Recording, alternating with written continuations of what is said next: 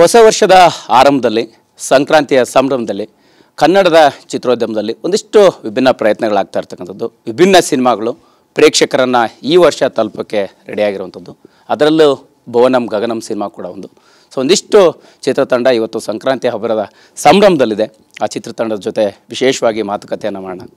ಈ ಸಿನಿಮಾದಲ್ಲಿನ ಡೈಲಾಗ್ಗಳು, ಹಾಡುಗಳು ಈಗಾಗಲೇ ವಿಶೇಷವಾಗಿ ಎಲ್ಲರೂ ಕೂಡ ಸೆಳೀತಾ ಇದೆ. ಇಡೀ ತಂಡ ನೋಡ್ತಾ ಇರ್ಬೋದು, ಒಂದು ಹಳ್ಳಿಯ ಸೆಟಪ್ ಮಾಡಿರುವಂಥದ್ದು, ಒಂದು ಸಂಕ್ರಾಂತಿ ಹಬ್ಬದ ಸಂಭ್ರಮದಲ್ಲಿರ್ತಕ್ಕಂಥದ್ದು.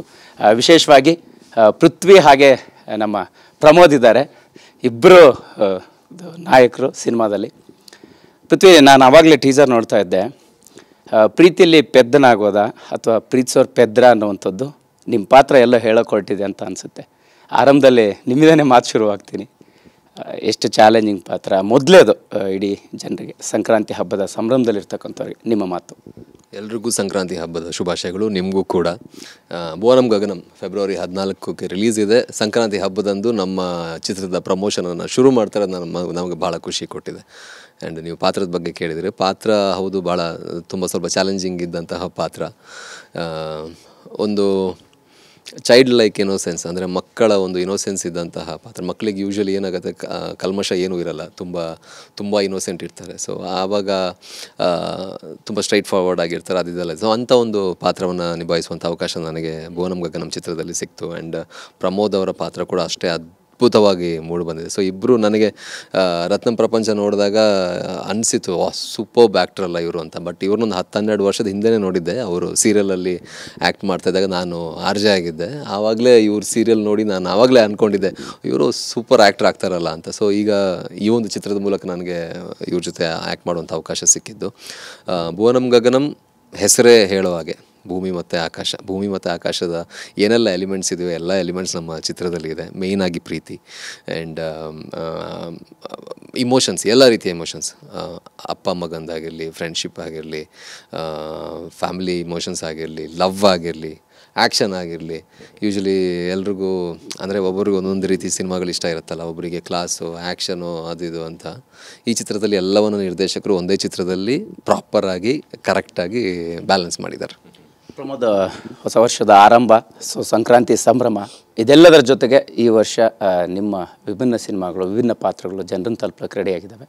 ಸೊ ಮೊದಲನೇದಾಗಿ ನಿಮ್ಮ ಮಾತು. ಮೊದಲಿಗೆ ಎಲ್ಲ ಕರ್ನಾಟಕದ ವೀಕ್ಷಕರಿಗೆ ಸಂಕ್ರಾಂತಿ ಹಬ್ಬದ ಶುಭಾಶಯಗಳು. ಈ ಸತಿ ಸಂಕ್ರಾಂತಿ ಸ್ಪೆಷಲ್ ಯಾಕೆ ಅಂತಂದರೆ, ನಮ್ಮ ಸಿನಿಮಾ ಭುವನಂ ಗಗನಂ ಅಂತ ತುಂಬ ಆಸೆಪಟ್ಟು ಪ್ರೀತಿಯಿಂದ ಮಾಡಿದ ಸಿನಿಮಾ. ಪೃಥ್ವಿ ಅಂತ ಒಳ್ಳೆ ಆ್ಯಕ್ಟ್ರು, ಜೊತೆಗೆ ನಮ್ಮ ಅಚ್ಯುತ್ ಸರು, ಲೋಹಿತಾಶ್ವ ಸರು, ತುಂಬ ಜನ ಆರ್ಟಿಸ್ಟ್ಗಳಿರುವಂತಹ, ರಿಚ್ ಮೇಕಿಂಗ್ ಇರುವಂತಹ, ತುಂಬ ವಿಜೃಂಭಣೆಯಿಂದ ಕಾಣುವಂಥ ಸಿನಿಮಾ ಬಗ್ಗೆ ಸಿಕ್ಕಾಪಟ್ಟೆ ಹೋಪ್ಸು, ಕಾನ್ಫಿಡೆನ್ಸು, ಆಲ್ರೆಡಿ ಗೆದ್ದಿರುವಂಥ ಖುಷಿ. ಬಿಕಾಸ್ ಸಿನಿಮಾ ನೋಡಿದ್ವಿ ರೀಸೆಂಟಾಗಿ. ಏನು ಅಂದರೆ ಒಂದು 10 ನಿಮಿಷ ಮಾತಾಡೋಕ್ಕಾಗದೇ ಇರೋ ಅವಕಾಶನೇ ಕೊಡದೇ ಇರುವಂಥ ಆ ಕ್ಲೈಮ್ಯಾಕ್ಸು, ಆ ಭಾವ, ಅದನ್ನೆಲ್ಲ ಅನುಭವಿಸೋಕ್ಕೇ ಚೆಂದ ಅದು. ಸೊ ಹಾಗಾಗಿ ಈ ಸಿನಿಮಾ ಮೂಲಕ ಸಂಕ್ರಾಂತಿ ಹಬ್ಬ ಆಮೇಲೆ ಅಥವಾ ಈ ವರ್ಷ ಶುರುವಾಗ್ತಿರೋದು ತುಂಬ ಖುಷಿ ಇದೆ ಸರ್. ಸಂಕ್ರಾಂತಿ ಹಬ್ಬ ಅಂದಾಗಲೇ ಇಲ್ಲಿ ನೋಡ್ತಾ ಇರ್ಬೋದು, ನೀವು ಕೂಡ ಎಲ್ಲ ತುಂಬ ಡಿಫ್ರೆಂಟಾಗಿ ಇವತ್ತೇ ಸೆಲೆಬ್ರೇಟ್ ಮಾಡ್ತಾಯಿದ್ದೀರಿ. ಸಹಜವಾಗಿ ಪ್ರತಿ ಚಿತ್ರತಂಡಗಳಿಗೆ ಒಂದು ಹಬ್ಬ ಅಂದಾಗ ನಮ್ಮ ಸಿನಿಮಾದ ಕಂಟೆಂಟ್ಗಳು ಜನರನ್ನ ತಲುಪಬೇಕು ಅನ್ನೋಂಥ ನಿಟ್ಟಿನಲ್ಲಿ ಪ್ರಯತ್ನಗಳಾಗ್ತಾ ಇರುತ್ತೆ. ಸೊ ಪರ್ಟಿಕ್ಯುಲರಾಗಿ ಈ ಸಿನಿಮಾದ ವಿಶೇಷತೆ ಏನಂತಂದರೆ, ಅಂದರೆ ಒಂದು ವರ್ಗದ ಆಡಿಯನ್ಸ್ಗಲ್ಲ, ಫ್ಯಾಮಿಲಿ ಆಡಿಯನ್ಸ್ಗೆ ಕನೆಕ್ಟ್ ಆಗುವಂಥದ್ದು. ಸೊ ಹಬ್ಬದ ಟೈಮಲ್ಲಿ ಮತ್ತೊಂದಿಷ್ಟು ಸ್ಪೆಷಲ್ ಡೇ ಇದ್ದಾಗ ಇಡೀ ಫ್ಯಾಮಿಲಿಗಳು ಥಿಯೇಟ್ರಿಗೆ ಬರ್ತಾ ಇರ್ತವೆ. ಈ ಫೆಬ್ರವರಿ ಟೈಮ್ ಅಂದಾಗ ಇನ್ನೂ ತುಂಬ ಪ್ರೀತಿ ಪಾತ್ರರಿಗೆ ಹತ್ತಿರ ಆಗಿರುವಂಥದ್ದು. ಹೆಂಗೆ ಪ್ಲ್ಯಾನ್ ಅಂತ? ಅದೇ ಫೆಬ್ರವರಿ, ಅದಕ್ಕೆ ಮಾಡಿರೋದು ಫೆಬ್ರವರಿ 14 ಅಂದರೆ ಪ್ರೇಮಿಗಳ ದಿನಾಚರಣೆ ಅಂತ. ಬಟ್ ನಮ್ಮ ಸಿನಿಮಾ ಸೂಕ್ತ ಸಿನಿಮಾ. ನಾನು ಆವಾಗಲೇ ಹೇಳಿದೆ ಒಬ್ಬರಿಗೆ, ಅಂದರೆ ಪ್ರಪೋಸ್ ಎಲ್ಲ ಮಾಡೋ ಪ್ಲ್ಯಾನ್ ಇದ್ದರೆ ನೀವು ಚಿತ್ರವನ್ನು ತೋರಿಸಿ ಫಸ್ಟು, ಯಾರಿಗೆ ಪ್ರಪೋಸ್ ಮಾಡ್ತೀರಾ. ಫಿಲ್ಮ್ ಮುಗಿದು ಕ್ಲೈಮ್ಯಾಕ್ಸ್ ಆಗಿದಾಗ ಪ್ರಪೋಸ್ ಮಾಡಿಬಿಡಿ, 100% ಓಕೆ ಆಗಿಬಿಡುತ್ತೆ. ಬಟ್ ಹಂಗಂತಲ್ಲ, ಬರೀ ಆ ಥರ ಅಂತಲ್ಲ, ಯೂತ್ಸ್ ಅಂತಲ್ಲ, ಕಂಪ್ಲೀಟ್ ಫ್ಯಾಮಿಲಿ ನೋಡುವಂಥ ಸಿನಿಮಾ. ಇಬ್ಬರು ಪಾತ್ರ ಕೂಡ ಒಂದೊಂದು ಇಮೋಷನನ್ನು ರೆಪ್ರೆಸೆಂಟ್ ಮಾಡುತ್ತೆ. ಆ್ಯಕ್ಷನ್ಸ್ ಕೂಡ, ಇವರ ಆ್ಯಕ್ಷನ್ ಕೂಡ ಅಷ್ಟು ತುಂಬ ಚೆನ್ನಾಗಿ ಮೂಡಿ ಬಂದಿದೆ. ಅಂದರೆ ಆ್ಯಕ್ಷನ್ ಮೂವಿ ಲವರ್ಸ್ಗೆ ಏನಿದೆಯಪ್ಪ ಅಂತ ಹೇಳಿದ್ರೆ ಅದ್ಭುತವಾದ ಆ್ಯಕ್ಷನ್ಸ್ ಇದೆ. ರವಿವರ್ಮ ಸರ್ ಅದನ್ನು ಕಂಪೋಸ್ ಮಾಡಿದ್ದು, ಥ್ರಿಲ್ಲರ್ ಮಂಜು ಸರ್ ಕೂಡ ಕಂಪೋಸ್ ಮಾಡಿದ್ದಾರೆ, ನರಸಿಂಹ ಮಾಸ್ಟರ್ ಕೂಡ ಅವ್ರು ಕಂಪೋಸ್ ಮಾಡಿದ್ದಾರೆ, ಅದೆಲ್ಲ ತುಂಬ ಚೆನ್ನಾಗಿ ಮೂಡ್ ಬಂದಿದೆ. ಆ್ಯಂಡ್ ಸ್ಪೆಷಲಿ ಯೂಶ್ವಲಿ ಕ್ಲೈಮ್ಯಾಕ್ಸ್ ತುಂಬ ಇಂಪಾರ್ಟೆಂಟ್ ಆಗುತ್ತೆ. ನಮ್ಮ ಸಿನಿಮಾ ಈಗ ಯಾರೆಲ್ಲ ನೋಡಿದಾರೋ ಆಲ್ರೆಡಿ, ಕ್ಲೈಮ್ಯಾಕ್ಸ್ ಆದಮೇಲೆ ಒಂದು 10-15 ನಿಮಿಷ ಅಲ್ಲೇ ಕೂತಿರೋದು ಇದೆ, ಹತ್ತಿರೋದು ಅರ್ಧ ಗಂಟೆ ಹತ್ತಿರೋದು ಇದೆ. ಸೊ ಈ ಥರ ಎಲ್ಲ ಕೇಳಿ ಬಂದಿದೆ. ಇವ್ರು ಆಲ್ರೆಡಿ ನೋಡಿದ್ದಾರೆ, ನಾನು ನೋಡಿಲ್ಲ ಸಿನಿಮಾ. ಸೊ ಹೊರಗಿಂದ ಈಗ ಯೂಶ್ವಲಿ ಹಂಗೆ ಅಲ್ಲ, ಏನಾದರೂ ಒಂದು ಗಾಸಿಪ್ ಎದ್ದೇಳುತ್ತೆ. ಈಗ ತಾಂತ್ರಿಕ ವರ್ಗದಲ್ಲಿ ಒಂದಷ್ಟು ಅಂದರೆ ಹಿಂಗಿದೆಯಂತೆ ಹಂಗಿದೆಯಂತೆ ಹಂಗೆಲ್ಲ ನನಗೊಂದು 5-6 ಫೋನ್ ಬಂದಾಗ ಭಾಳ ಖುಷಿಲಿದ್ದೀನಿ, ಕ್ಯೂರಿಯಾಸಿಟಿಲಿ ಕಾಯ್ತಾ ಇದ್ದೀನಿ ಹೇಗೆ ಆಡಿಯನ್ಸ್ ರಿಯಾಕ್ಷನ್ ಯಾವ ರೀತಿ ಇರ್ಬೋದು ಸಿನಿಮಾಗೆ ಅಂತ. ಎಸ್ ಪ್ರಮೋದ್, ನೀವು ಆಂಗ್ರಿ ಯಂಗ್ಮ್ಯಾನ್ ಆಗಿ ಸಿನಿಮಾದಲ್ಲಿ ಕಾಣಿಸ್ಕೊಂಡ್ರು ಕೂಡ, ಹಾಗಾದರೆ ಸಿನಿಮಾ ನೋಡಿದಾಗ ನೀವೆಲ್ಲಿ ಕಣ್ಣೀರು ಹಾಕಿದ ಘಟನೆ ನಡೀತು? ಯಾವ ಸೀನ್ ನಿಮಗೆ ತುಂಬ ಆಪ್ಟ್ ಆಯಿತು? ಇಲ್ಲ, ನನ್ನ ಸಿನಿಮಾದಲ್ಲಿ ಸರ್ ಕ್ಲೈಮ್ಯಾಕ್ಸ್ ಬಗ್ಗೆ ನನಗೆ ಅಂದರೆ ತುಂಬ ಭಾರ ಆಗೋಯ್ತು ನನಗೆ ಮನಸ್ಸಿಗೆ ತುಂಬ ಭಾರ ಆಗಿದ್ದು ನಮ್ಮ ಸಿನಿಮಾ ಕ್ಲೈಮ್ಯಾಕ್ಸ್ ನೋಡಿ. ಅಂದರೆ ಇದು ಹೆಂಗೆ ಹೇಳ್ಬೇಕು ಗೊತ್ತಾಗ್ತಿಲ್ಲ. ನನ್ನ ಪೋರ್ಷನ್ ಒಂದಾಗುತ್ತೆ, ಪೃಥ್ವಿ ಪೋರ್ಷನ್ ಬರುತ್ತೆ. ಇವರು ಎಕ್ಸ್ಟ್ರಾರ್ಡಿನರಿ ಪರ್ಫಾರ್ಮ್ ಮಾಡಿದ್ದಾರೆ. ಆ ಸೀನು ನಂಗೆ ಒಂಥರ ತಡ್ಕೊಳಕ್ಕಾಗ್ತಿರಲಿಲ್ಲ ಒಳಗಡೆಯಿಂದ. ಬಿಕಾಸ್ ನಾನು ಶೂಟಿಂಗ್ ಮಾಡೋಕೆ ಗೊತ್ತಿರುತ್ತೆ ನಮ್ಗೆ ಏನೇನು ಅಂತ, ಬಟ್ ವಿತ್ ಮ್ಯೂಸಿಕ್ಕು ಥಿಯೇಟ್ರಲ್ಲಿ ನೋಡೋದೇ ಬೇರೆ. ಆ್ಯಂಡ್ ರೀಸೆಂಟಾಗಿ ಒಬ್ಬ ಡಿಸ್ಟ್ರಿಬ್ಯೂಟ್ರಿಗೆ ನಮ್ಮ ಸಿನಿಮಾ ತೋರಿಸಿದ್ವಿ. ಅವ್ರ ಹೆಂಡತಿ ಮತ್ತು ಮಗ, ಆಲ್ಮೋಸ್ಟ್ ನಮ್ಮ ಏಜಿನ ಮಗ ಅವ್ರನ್ನ ಕರ್ಕೊಂಬಂದಿದ್ರು ಅವರು ನಾನು ಅಂದ್ಕೊಂಡೆ ಮೋಸ್ಟ್ಲಿ ಅವ್ರ ಹೆಂಡತಿ ಅಳ್ತಾರೆ ಗ್ಯಾರಂಟಿ ಅಂತ.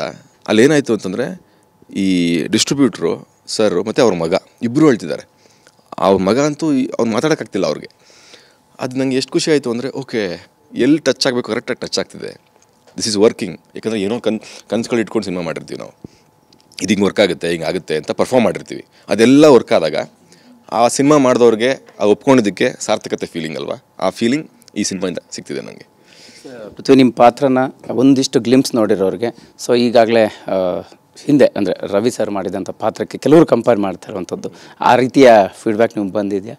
ಸೊ ಏನಾದರೂ ಹೇಳಿದಲ್ಲ ಹೆಂಗೆ ಅಂತ? ಇಲ್ಲ, ಅಂದರೆ ಎಲ್ಲ ಸಿನಿಮಾಗಳನ್ನು ರವಿಚಂದ್ರನ್ ಸರ್ದು, ಸುದೀಪ್ ಸರ್ದು, ರಮೇಶ್ ಸರ್, ಈ ಥರ ಪಾತ್ರಗಳನ್ನು ಯಾರೆಲ್ಲ ಮಾಡಿದಾರೋ ಎಲ್ಲರೂ, ಈಗ ವಿಕ್ರಮ್ ಸರ್ದು, ಕಮಲ್ ಹಾಸನ್ ಸರ್ದು, ಎಲ್ಲರ ಸಿನಿಮಾನೊಂದು 4-5 ಸರಿ ನೋಡಿ ಏನು ಆ್ಯಡ್ ಮಾಡ್ಬೋದು, ಏನು ಅಂದರೆ ಆ ಲೆವೆಲ್ಗೆಲ್ಲ ಪರ್ಫಾರ್ಮ್ ಮಾಡೋಕ್ಕೆ ಅದು ಲೈಕ್ ಆ ಥರ ಎಲ್ಲ ಯೋಚನೆ ಇಲ್ಲ. ಬಟ್ ಏನು ಜಸ್ಟಿಫೈ ಮಾಡ್ಬೋದು ಅನ್ನೋದನ್ನು ನಾನು ಟ್ರೈ ಮಾಡಿದ್ದೆ.